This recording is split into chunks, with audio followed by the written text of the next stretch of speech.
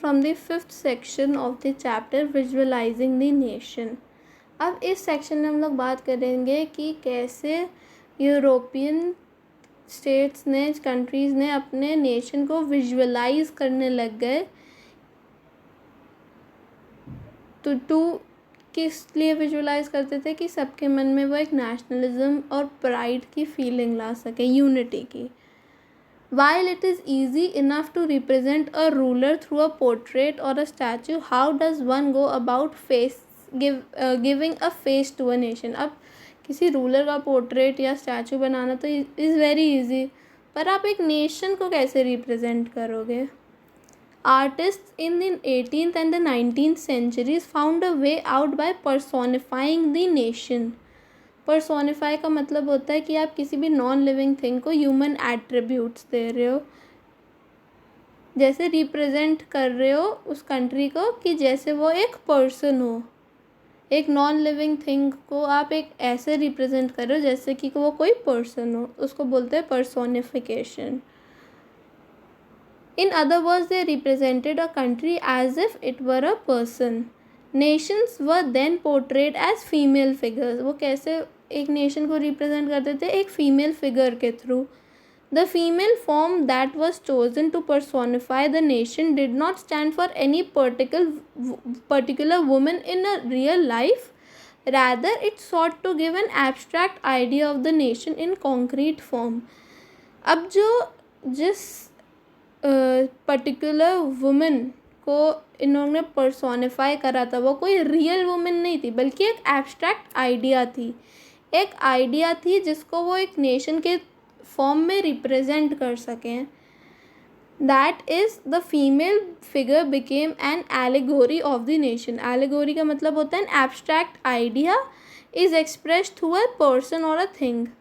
An allegorical story has two meanings, one literal and one symbolic. अब एक literal meaning होता है इसका और एक symbolic meaning होता है।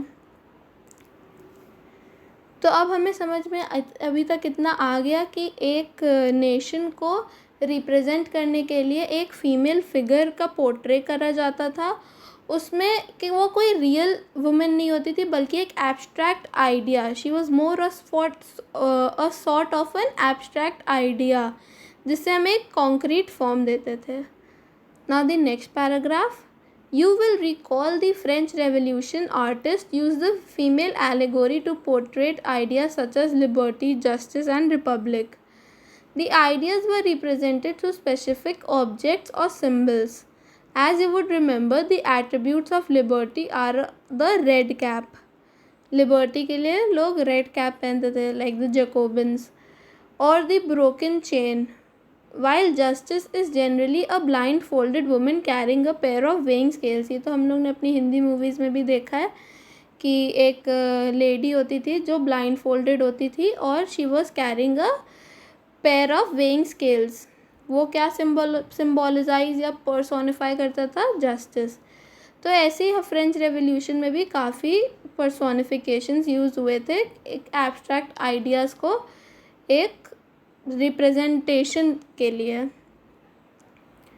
Similar female allegories were invented by artists in the 19th century to represent the nation.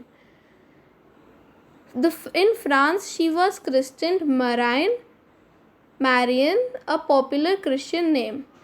अब Marianne was a popular Christian name उस टाइम फ्रांस में। तो एक लेडी को मैरियन नाम दे दिया गया, एक representation of a country which underlined the idea of people's nation. Her characteristics were drawn from those of liberty and the republic, the red cap, the tricolor, and the cockade. Statues were erected in public squares to remind the public of the national symbol of unity and to persuade them to identify with it. अब जो French ने जो अपने country को represent करने के लिए form use करा था वो था female. Her name was Marianne, एक जो बहुत क्रिश्चियन नेम पॉपुलर था उस टाइम पर। और उसमें जो उन लोग ने कैरेक्टरिस्टिक्स उसको दिए थे वो था जस्टिस और लिबर्टी और रिपब्लिक के। And mainly the liberty and the Republic, जो शो करते थे वो रेड कैप और ट्राई कलर एंड द कॉकेट से। स्टैचूज़ भी बनाए गए थे मैरियन के, जो पब्लिक स्क्वायर्स में खड़े करे गए थे। Marian images were marked on coins and stamps as well. We can see over here. This is Marian. Postage stamps of 1850 with the figure of Marian Republic representing the Republic of France. तो postage stamps और coins भी उसके name में issue करे गए थे. Now coming to Germany. अब Germany ने भी एक ऐसा ही यूज़ करा था, उसने भी एक फीमेल फिगर का सहारा लिया था to represent the nation. Similarly, Germania became the allegory of the German nation. In visual represents Germania wears a crown of oak leaves as the German oak stands for heroism. अब देखिए ये Germania है, she is Germania, और इसने भी एक okay leaf का ये ग्रीन कलर का ये क्राउन पहना हुआ है, और ये ओक लीफ रिप्रेजेंट करती है heroism. The artist prepared this painting of Germania on a cotton banner as it was the merit to hang from the ceiling of the Church of St. Paul where the Frankfurt Parliament was convened in March 1848. तो देख रहे हैं how bravely she stands with the crown of oak leaves. Now इधर काफ़ी meanings of the symbols हैं, आप इसको एक बार रीड कर लेगा तो आपको और समझ में आ जाएगा the meaning of allegory and the importance की नेशन को रिप्रेजेंट करना ज़रूरी था किसी चीज़ से. Now please go through all this. Over here also Germania is guarding the Rhine. In 1860 the German Lawrence Clason was commissioned to paint this image. The inscription of Germanian swords reads, "The German sword protects the German Rhine." तो मतलब एक representation of a country was very important. इसने nationalism की feeling build up करी, इसने unity की, liberty की, justice की. Now coming to nationalism and imperialism. Now what is the meaning of imperialism? Imperialism का meaning होता है relating to an empire. किसी भी empire से relate करना is called imperialism. By the last quarter of the 19th century, nationalism no longer retained its idealistic liberal democratic sentiment of the first half of the century, but became a narrow creed with limited ends. अब जो first half of the 19th century थी उसमें बहुत nationalist की feeling थी, but जो last quarter of the 19th century थी उसमें नेशनलिस्ट की फीलिंग रिड्यूस हो गई थी. जो भी नेशनलिस्ट ग्रुप्स थे वो एक दूसरे के बहुत इंटॉलरेंट हो गए थे. मतलब उनको अगर आप वॉर पे जाने को कह दो तो दे वर एवर रेडी. और इसी चीज़ का फ़ायदा उठा के जो यूरोपियन पावर्स थी, मेजर यूरोपियन पावर्स थी, उन्होंने नेशनलिस्ट ग्रुप्स को मैनिपुलेट करा और अपने इम्पेरियलिस्ट एम्स पर फोकस करा. So during this period, nationalist groups became increasingly intolerant of each other and were ever ready to go to war. The major European powers in turn manipulated the nationalist aspirations of the subject peoples in Europe to further their own imperialistic aims. अपने aims सिर्फ कर रहे थे the major European powers, और manipulate किसको कर रहे थे? The nationalist groups को and aspirations. Now the most serious source of nationalist tension in Europe after 1871 was the area called the Balkans. अब एक Balkans एक बहुत डाइवर्स पीपल्स और बहुत जोग्राफिकली डाइवर्स था.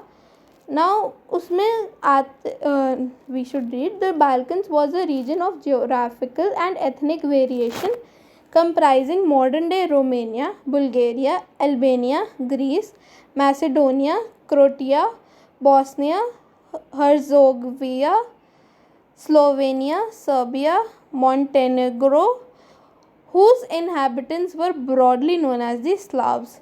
अब ये जो स्लाव्स थे, आप देख रहे हो कि कितना डाइवर्स था हर जगह से, मतलब they were not of particular one origin but many.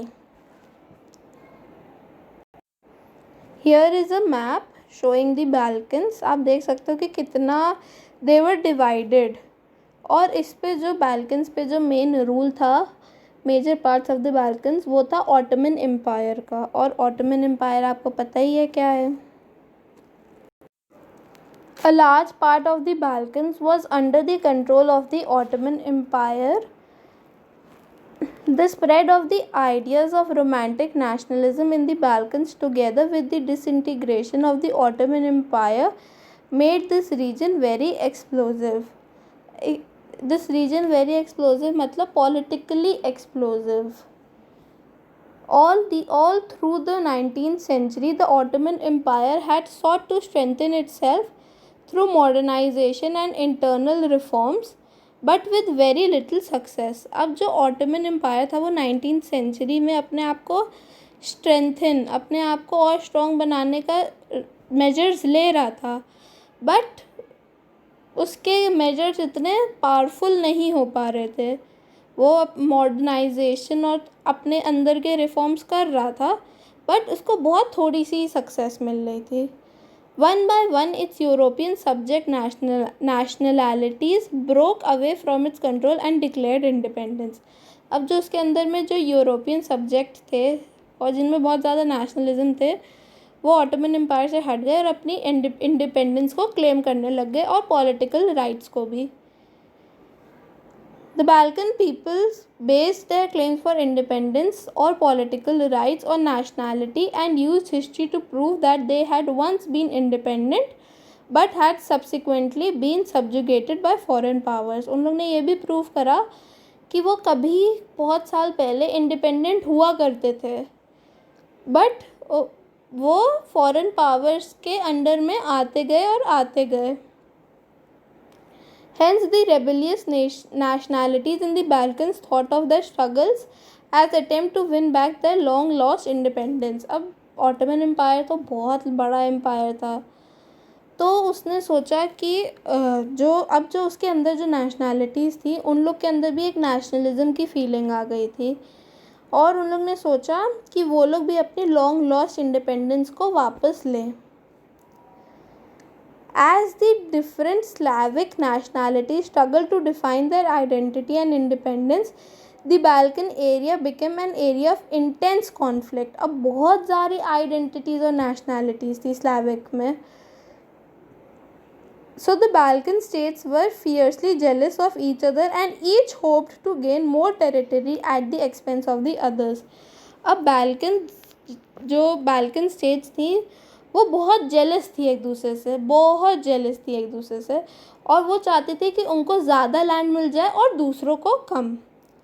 Matters were further complicated because the Balkans also became the scene of a big power rivalry. Rivalry का मतलब होता है लड़ाई. During this period, there was intense rivalry among the European powers over trade and colonies as well as the naval and military right. अब जो major European powers थी उनके बीच में बहुत टेंशन थी. क्यों?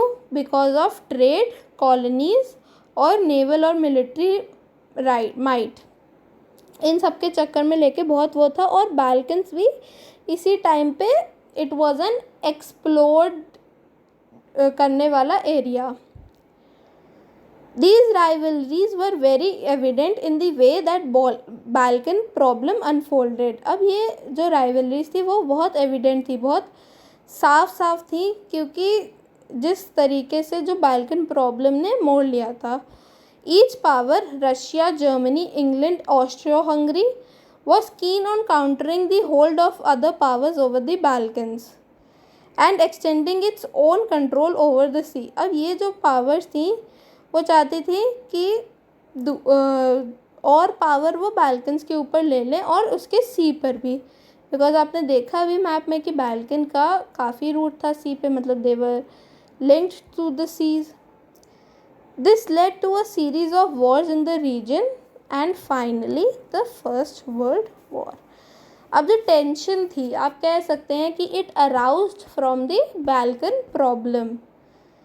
वैसे और भी कॉजेस थे, और उनका जो टेंशन था, जो राइवलरी था ट्रेड, कॉलोनीज और नेवल और मिलिट्री माइट को भी, but this was also a cause for the first world war. Nationalism aligned with imperialism led Europe to disaster in 1914, the First World War. But meanwhile, many countries in the world which had been colonized by the European powers in the 19th century began to oppose imperial domination. मतलब empire का domination वो अब नहीं चाहती थी, वो भी अपनी इंडिपेंडेंस चाहती थी. The anti-imperial movements that developed everywhere were nationalist, in the sense that they all struggled to form independent nation states, were inspired by a sense of collective national unity. अब जो भी नेशनलिज्म की, जो anti imperialism movements थे, उनमें सब में एक नेशनलिस्ट की फीलिंग थी, एक यूनिटी की फीलिंग थी. एग्जाम्पल फॉर इंडिया, वो भी अपनी इंडिपेंडेंस गेन बैक करना चाहती थी from the British. European ideas of nationalism were nowhere replicated, for people everywhere developed their own specific variety of nationalism.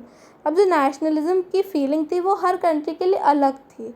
मतलब वो हर country अपने history से, अपने उससे बहुत वो थी, और ये नहीं था कि एक ही का कहीं पे nationalism repeat हो रहा है. No, they had their own sense of nationalism. But the idea that society should be organized into nation states came to be accepted as natural and universal. अब जो idea था nation states की formation का, वो एक natural था और वो accept करा गया universally in the world it was accepted. Now the chapter has ended and I will give you the worksheet for the same. Please do not copy answers or Google them. आपको कोई भी doubt है, जितने doubt हैं you can ask, you are free to ask. आप किसी भी time message group पे मैसेज कर सकते हैं. Have patience and the answer for your doubt will be given.